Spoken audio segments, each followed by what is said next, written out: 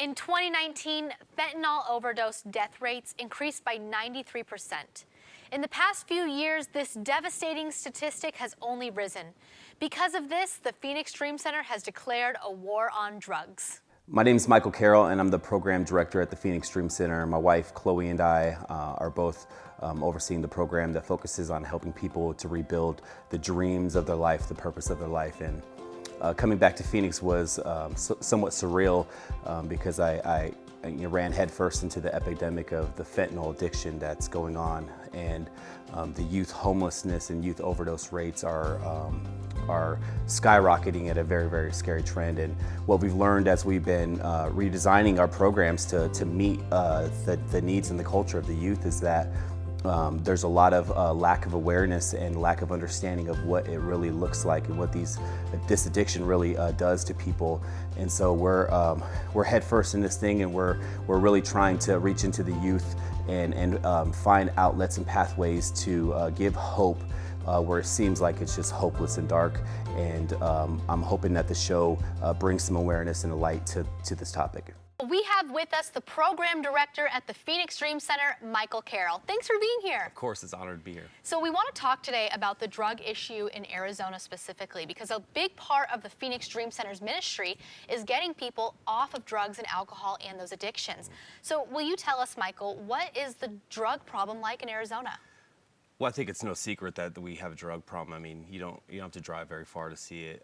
You know, I think the problem is that it's increasingly getting younger and younger, and it's leading to issues like homelessness and overdose deaths that we have never seen before, at least at the number that we've seen. So the drug problem has been around for some time in Arizona, but the severity of it is getting much worse. Why do you think Arizona is such a hot spot right now? Well, I think there's a couple things. One being us being so close to the border. Okay. And you know, it's no secret, the more open the border is, the easier these things come in. And so that's a major issue right there.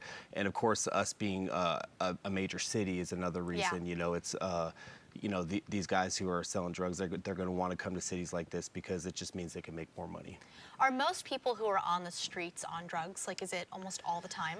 Yeah, I think that's kind of a stigma. I would say no, although most people would assume that. I think mental illness is a big part to homelessness that I think people aren't aware of. However, I would say the majority of people that are homeless have some sort of substance abuse problem, but there are people who don't, and they need different types of treatment. So something I've been hearing more and more about, more than ever, is fentanyl. Like, this is a new drug, right? Or is it not? Well, I wouldn't say it's new. It's new to us because we've never been exposed to it the way we've been exposed to it right now. But fentanyl was created as a way to, as a morphine, as a way to kill pain for people who are in severe cases. So that's the way it started out. But it's turned into a way for these guys out there trying to make money to get people hooked and addicted. And so who is it spreading to? Because you're saying it's getting younger and younger. How is that happening? Well, that's a good question, but I think what's important for people to know is it's already in our high schools, it's already in our junior highs. It's not something that we need to stop. It's something that it's a problem that we very much need to take care of. Yeah. So a lot of this increase we saw during the COVID pandemic, but fentanyl was kind of the outflow of opioid addiction that's been going on for quite some time, and we believe that prescription pills being given to people for sports injuries and stuff like that had led to addiction for people who are younger who may have never been exposed to drugs. Wow. But prescription pills were the gateway that led to these deeper drugs. Yeah, so these naturopath doctors are finding other ways, and we should be sending our kids that way. Absolutely. I would never give my kid a narcotic drug, for sure. So I remember you mentioning one time that there's a certain place in Arizona, or certain places in Arizona where you see it more than others. Yes.